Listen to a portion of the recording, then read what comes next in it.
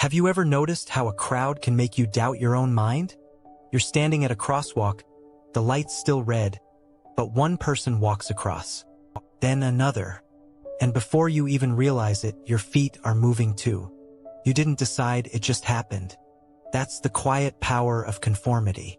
And the strange truth is, most of us think we're independent thinkers, when in reality we're just really good at blending in.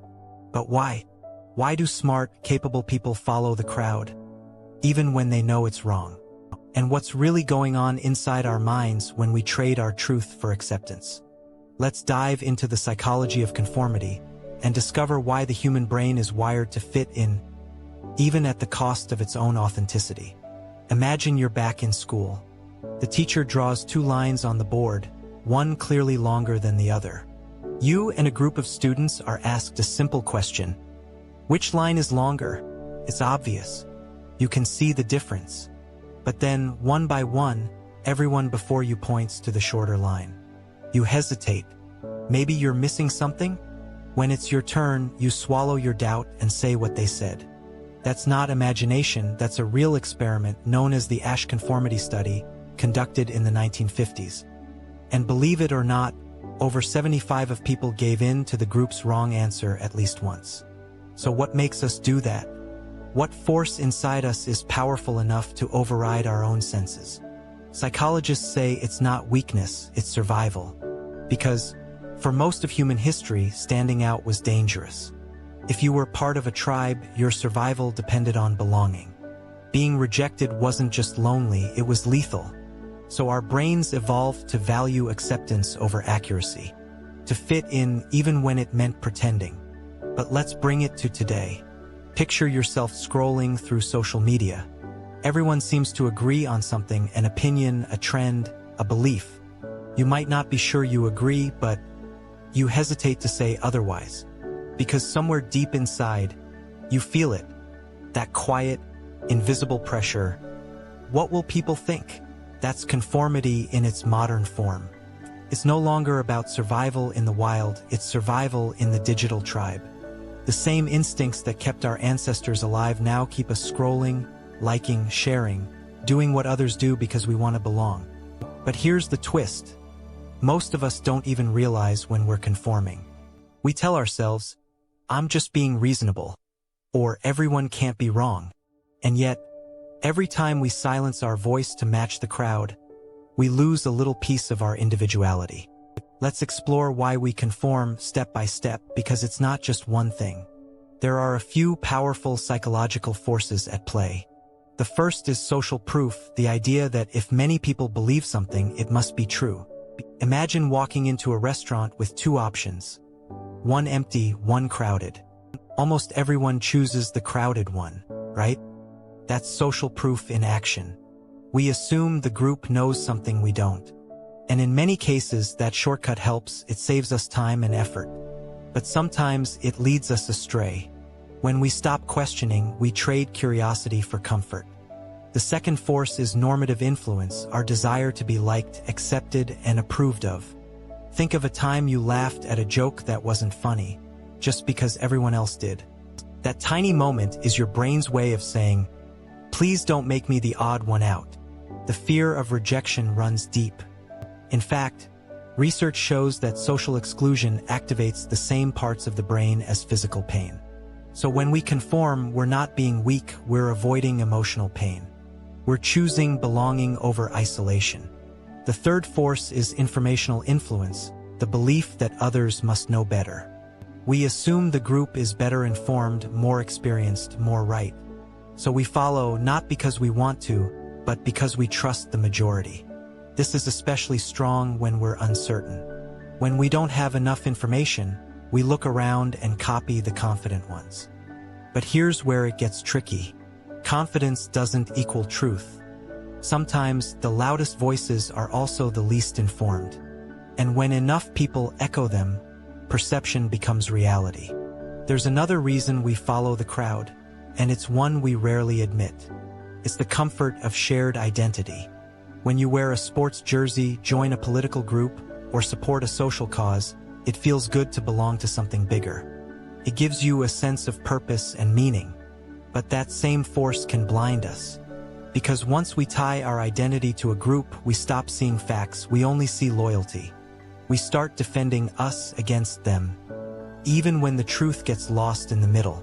That's how echo chambers form, not out of malice, but from a deep human need to belong. Now pause for a moment. Think about how many choices in your life were truly yours, and how many were quietly shaped by others. The clothes you wear, the opinions you share, the dreams you chase. How many of them began with everyone else was doing it? We like to think we're independent, but the truth is independence takes effort. It's uncomfortable, because every time you step away from the crowd, you risk standing alone. And being alone triggers that ancient fear again. What if they don't accept me? But here's the paradox: the more we chase acceptance, the less authentic we become. And the less authentic we are, the harder it is to feel truly accepted. Because deep down, we know we're wearing a mask. Here's the surprising twist. Conformity isn't always bad. In fact, it's one of the reasons human civilization exists. It helps societies function. People follow laws, respect norms, and work together. Without some level of conformity, chaos would reign. But when it goes too far, when it silences individuality and critical thought, it turns dangerous. History has shown how blind conformity can lead ordinary people to do extraordinary harm, from unethical experiments to mass movements built on lies. The challenge isn't to reject conformity entirely, it's to be aware of when it's controlling us, to learn when to blend in, and when to stand apart. Let's look at a simple story. A man named Solomon Asch, the same psychologist from that line experiment, once said, "To dissent is to be an individual." He believed that independence wasn't just rebellion, it was awareness. The ability to think even when everyone else isn't. And that's something each of us can practice daily. For example, next time you're in a meeting and everyone agrees too quickly, ask, "Is there another way to see this?" You might be surprised how many others were silently thinking the same thing, just waiting for someone brave enough to say it. Another famous example comes from the 1960s Milgram experiment. Participants were told to give electric shocks to a stranger for wrong answers. In reality, no one was being shocked. But the participants didn't know that. They kept obeying the authority figure, even when the victim screamed in pain. Why? Because the social pressure to obey was stronger than their personal morals. It's chilling, but it shows how conformity can override conscience. When authority and group norms align, people can do things they'd never imagined doing alone. But there's good news. Our brains are flexible. We can rewire ourselves to resist unhealthy conformity, not by fighting the group, but by strengthening self-awareness. Start small. When you feel pressure to agree, pause. Ask yourself, do I really believe this? Or am I just afraid to stand out? That single question is like a flashlight in the dark corners of your mind. It brings awareness where automatic behavior used to live. Let's take this a step deeper. Every time you act authentically, even in tiny ways, you train your brain to tolerate discomfort. You prove to yourself that you can survive without everyone's approval. It's a kind of psychological muscle. At first, it hurts, but over time, it builds strength. And that strength becomes confidence. Not loud confidence that shouts, but quiet confidence that stands still, even when the world moves in another direction. Here's another story, one you might find familiar. In 1968, Jane Elliott, a schoolteacher, divided her class by eye color to show how prejudice works. In just one day, children began treating others differently, simply because they were told blue eyes are better. The next day, she reversed it, and the results flipped. The experiment revealed how quickly people conform to roles, even cruel ones, when given social permission. It's not that they were bad kids, they were just human. And humans adapt to the group's energy faster than they realize. That's the essence of conformity. We mirror, we adapt, we absorb. Sometimes that helps us connect. Sometimes it makes us lose ourselves. The art is knowing when it's doing which. So how do we stay true in a world built on influence? Here are a few reflections. First, practice conscious disagreement. You don't have to argue, just notice when you disagree and allow it. Hold your opinion gently but firmly. It's a way of reminding yourself that your voice matters, even if it's quiet. Second, spend time alone. Solitude resets your internal compass.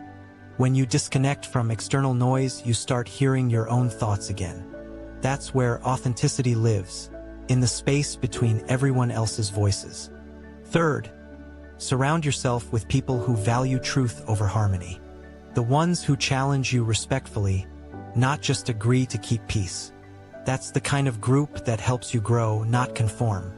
And finally, remember that real belonging doesn't require pretending. You don't have to hide parts of yourself to fit in with the right people.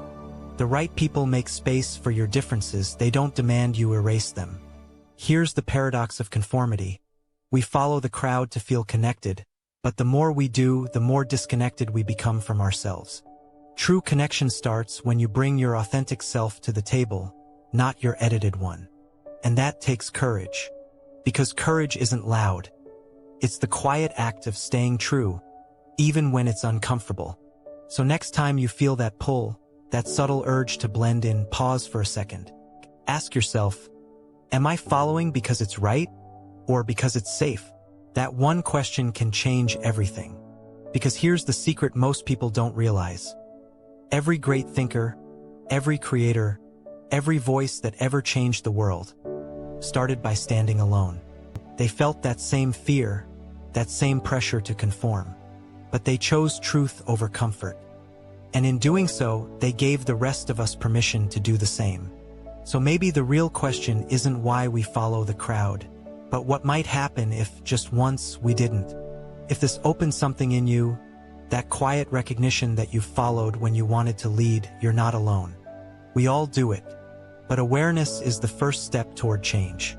And if you found this eye-opening, subscribe for more calm, insightful tales of the mind. In the next video, we'll explore the hidden psychology of overthinking and why your brain can't stop talking to itself. Until then, stay curious and stay true.